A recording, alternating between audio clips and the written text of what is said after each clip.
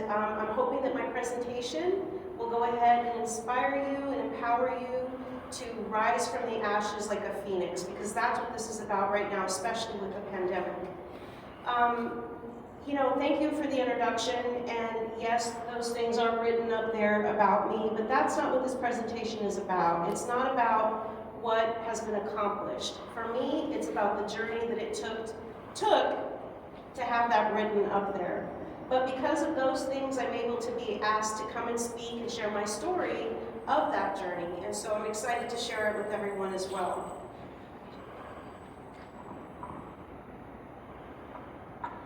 The first thing is, whether in life or in business, we have to believe in who we are, because it starts with us. If we don't believe in who we are, then how do we expect for others to believe in us? We were born to win, but to be a winner, we have to plan to win, we have to prepare to win, and expect to win. We can't just say one day, okay, today I'm going to go out and do all of these things, have a list, go out and do them, and then they don't happen, and then we become discouraged because we didn't put forth the effort into it to possibly do the research. Is it something that people are going to like? Maybe it's our passion, but maybe it's only our passion. Maybe there's other people out there that maybe it's not theirs, or maybe they're not interested in it. So we want to be able to do something that we can have as our passion and use it, but also to inspire others as well. So if you're wanting to start your own business and jump from being an employee to an entrepreneur, there are some things that have to happen. It has to start with, first of all, your mental state. Where are you in life right now? What things are going on around you? Is social media your main focus right now? Do you wake up to Facebook to see what everybody else is doing? Do you go to bed reading what everybody else is doing?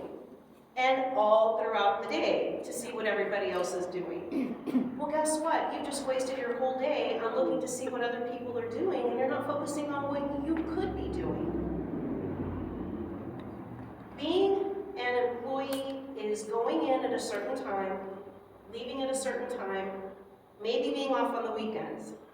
An entrepreneur is 24/7. The first time I realized I was truly a business owner, and this is getting a little personal, I went to the bathroom and there was no toilet paper. So I yelled to the other side of the door, did somebody buy toilet paper? And the other side said to me, you didn't get it? Okay, I didn't know I was supposed to. It's my business. Yes, I'm supposed to buy those things. The copy machine. I went to make copies, ran out of paper. I'm like, did anybody get paper? I was told or asked, did you buy some?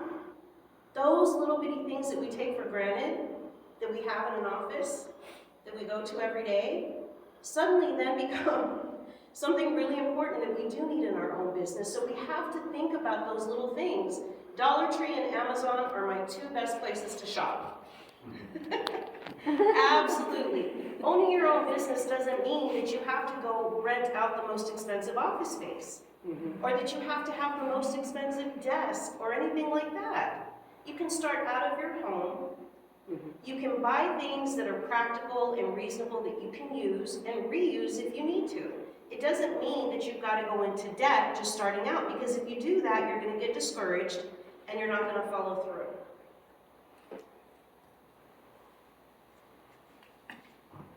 This next slide to me is really important. Actually, all of them are, but this one especially, because it tells you what a successful entrepreneur is, okay? According to whom? I don't know.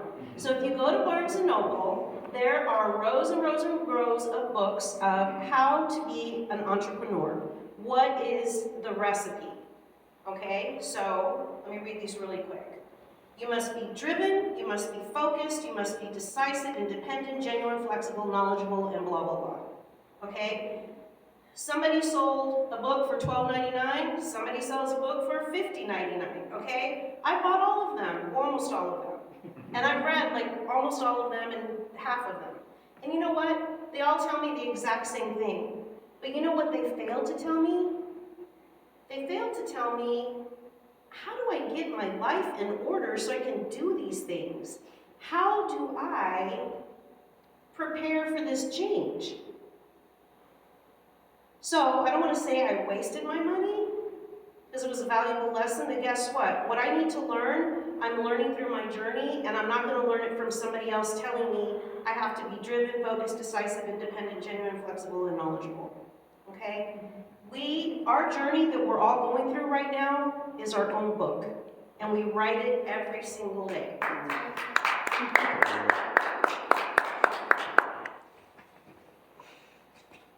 All right. Now, the brain weighs about 3 pounds, or less. It is the most important organ in our body. It tells us what we can and what we cannot do. I'm going to share the secret to success with everyone here, what I feel has been my success. And it's not about money or cars or anything like that. It's about getting up, being alive, and giving back to the community. But there is a word that I'm going to share with you. It is an F word, but it's not a bad word. But it kind of is. Because it is a 4-letter word. I'm sorry, honey, you dropped your glasses. I promise I'm not going to say a bad word.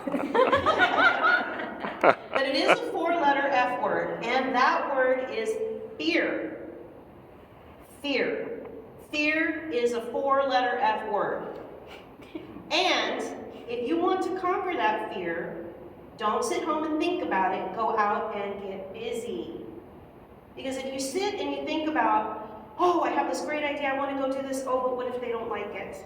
Oh, what if people laugh at me? Or what if they think it's stupid? Those kinds of things. We cannot listen to those things. What is your biggest fear? And take it all the way back to childhood. You afraid of the dark? Are you afraid of getting out in public and speaking in front of people? Are you afraid of spiders? Heights? All of the above? Yes. Okay. So think about those fears that you have and kind of put them in perspective. This next slide, oops, sorry, I think I'm behind. Sorry, because I'm flipping mine here. I think I'm out of order, I apologize. Okay, here we go. Biggest fear. And to me, these aren't so much fears as they are excuses. All right? I don't have enough money, so I can't start a business. I'm not smart enough. Social media says I'm not pretty enough. What is my family going to think? They're going to think I've lost my mind, you're going to quit your job, and you're going to go follow your dream. My spouse doesn't support me. I have kids. I don't know what to do differently, and so on and so on and so on. So to me, the positive and negative of this is that yes, they're fears, but they're also excuses. But I also feel that if we tell ourselves these things enough, we become the best marketer for not to do our dream. And we're all marketers. Every single last one of us are marketers of ourselves.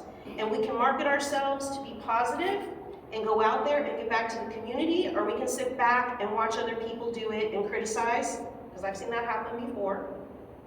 It's not easy getting up here and sharing your story with people. No. Period. So again, these to me, yes, they're fears, but they can also be used as excuses. And so we need to get past that. How do we do that? Think about what is the single most biggest accomplishment in your life that you've ever accomplished. And it doesn't have to be that you are a millionaire or that you drive the best car, you live in the best neighborhood. I'm not talking about that. What if it's being the first person to graduate in your family from high school? Or even college? Or the first person in your family to have a job? Or what about being a single mom and getting everybody out of the door on time, fed, dressed, and out the door to school? That was my life for many years until I met my Prince Charming. Thank God he didn't know me then, because he would have never married me if he'd seen all of that. So thank you, honey, for waiting. So think about your accomplishment, that big accomplishment that you feel you were successful, like super successful at doing something. What was your mentality back then? Who were the people you were hanging around? Okay, because that has a lot to do with you moving forward, who you surround yourself around. Okay, and emotionally, how were you emotionally back then compared to now? All three of those factors are ginormous factors that may prevent us from being successful. Okay? The cowardly lion. This little lion, oh my gosh, he's so adorable. But I feel sorry for him because he thought that he needed to have a medal to say he was courageous. When in fact, he was courageous all along. The medal was just a little acknowledgement to say, hey, you're courageous. But you know what? He had to be put into a situation where he had to bring it out in himself. And that's something that we need to think about. It takes courage to live our dreams, to achieve greatness. The mind is the most powerful organ in our body, okay? All right. So we're talking about courage here, okay? And I apologize, I'm a little out of sequence here. When we talk about courage, I want you to look at this slide. This is Fireman Mike Kehoe from Ladder 28 in New York. He was one of the first firemen to go into the building on 9/11. Take a look at his eyes there. This is a man who is, or was at the time, a newlywed. I believe he just had a baby. And he had no thought other than going in to save people. Talk about courage. Here we go. Sorry about all of that. I stapled things incorrectly there. The great thing about this picture that I love so much is that he's going up as people are coming down. And do you think that he thought that morning when he woke up that he was going to be doing that when he kissed his wife goodbye in the morning? No. Probably not. Okay? This gentleman right here in Tiananmen Square with his bag of groceries, do you think that he woke up that morning when he went to go buy his groceries, whatever he has in there, and he saw those tanks approaching, headed towards young college students? Do you think that he thought that he would have the courage to go stand there and say, no, you are not going to do this? They have courage. They're ordinary people just like us. They have courage. You do too. It's in all of us. All of us.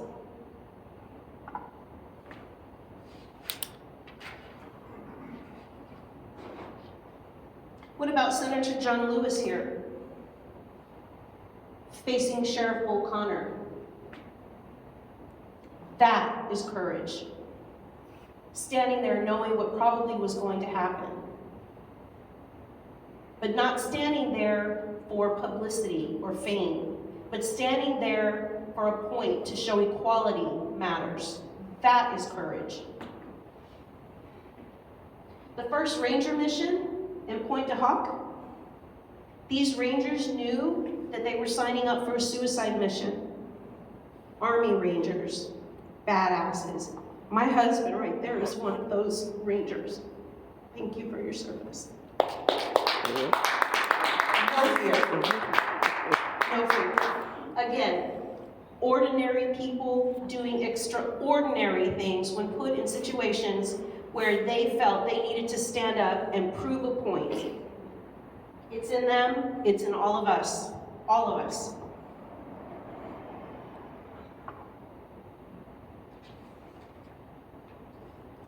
So these people here, up here, where would we be not knowing any of these people if when they filed for bankruptcy before they became celebrities decided not to continue on and try to do something. I'd be lost without Rachel Ray and her cookbooks. Walt Disney, Abraham Lincoln, look at, I mean, these people, ordinary people who went through challenges, financial challenges, but they didn't give up. People see the celebrity, but they don't know what it took for them to get there. And that's what I encourage everybody to do. Don't sit back and admire people for like, oh wow, look what she's doing, or look what he has, or whatever. No, sit down and talk to these people and ask them, what did it take for you to get through all of that to this point? Because I guarantee you, sometimes people are handed things because of family and generational things. I get it. But I think for the most part, all of us have to work really hard to get what it is that we want out of life. Okay. All right, these guys, where would we be without Apple, Facebook, Twitter, and Microsoft if these guys had gone the traditional route and did what people told them to do and maybe follow those books that I bought on entrepreneurship? These guys went against the grain. These guys, I don't even think finished college. I think they got out of college and they went on and did their own thing. Steve right here, that picture, he's kind of waving, I doubt it's number one, to IBM on his last day there when he went to go start his, business, okay?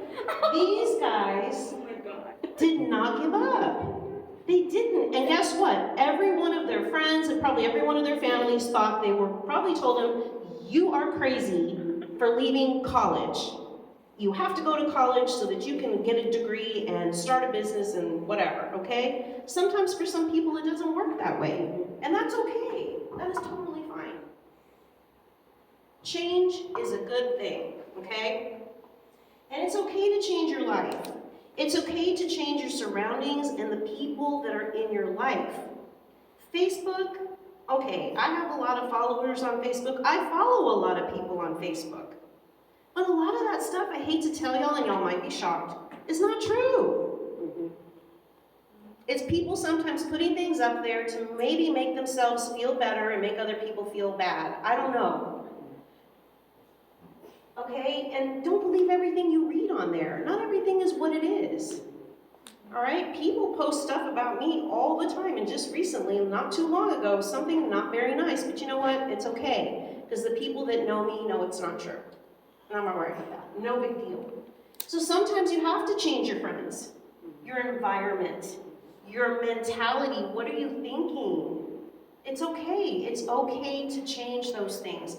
We have to change those things, because if we don't, we're going to be stuck in the rut and we're not going to move forward.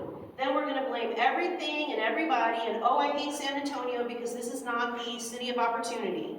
I've heard that so many times. I heard an Uber driver telling me that the other day. That he couldn't wait to leave. And I was like, good, go. Because wherever you're going, you're going to have the same stuff over there too. If you don't change what's in here, you're going to take it with you to wherever else it is that you go. Okay? So, the monster that speaks to all of us, the fears, that little monster that tells us you can't. What are you thinking? You have no business. How can anybody quantify fear? It's subjective. It's what we feel it is. Nobody else can tell us what makes us scared. So then how can they tell us in a book how we should be an entrepreneur? They can't. Everything you've ever wanted is on the other side of fear. And all fear looks just like that. That big, ugly monster. That's what it looks like.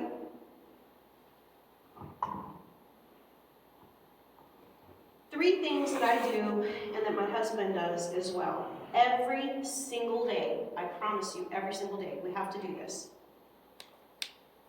Stay positive and avoid the negativity from all sources. That means family. That means friends, coworkers.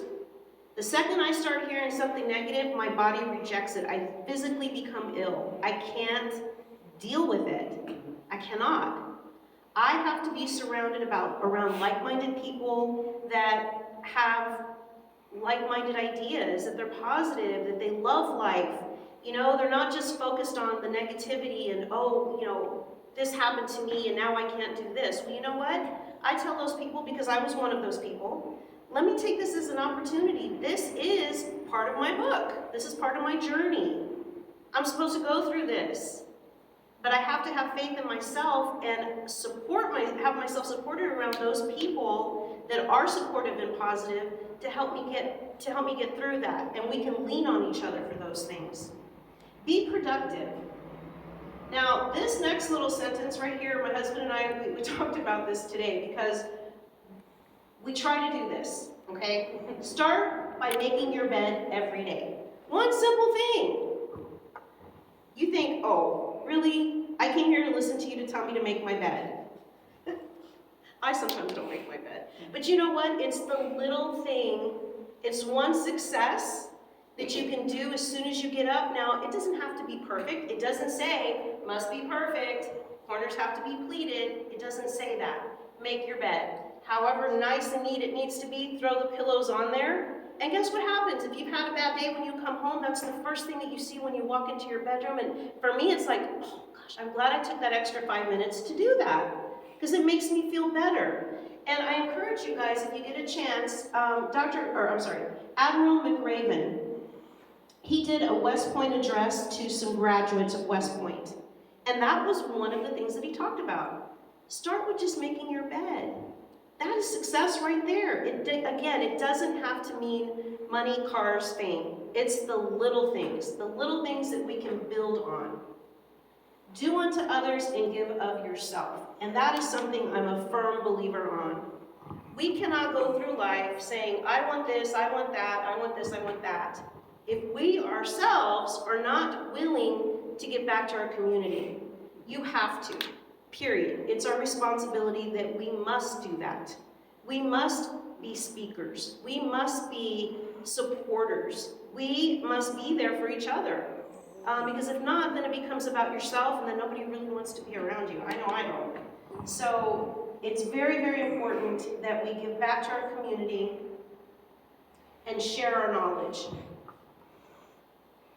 Luck is the product of hard work meeting opportunity.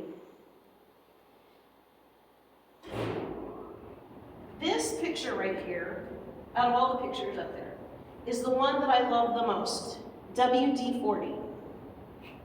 You know why? WD stands for water displacement. It's a formula.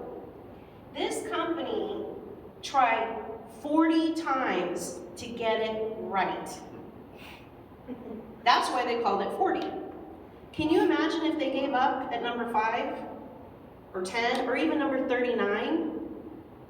I don't know about y'all, but I would have a really hard time trying to get these door handles and stuff from squeaking and that kind of stuff. This, to me, I love this picture. Like I said, out of everything that I've done and whatever, to me, this is my inspiration right here, besides my husband. This. Because right there, I know they tried and they tried and they tried until they got it right. Love that picture.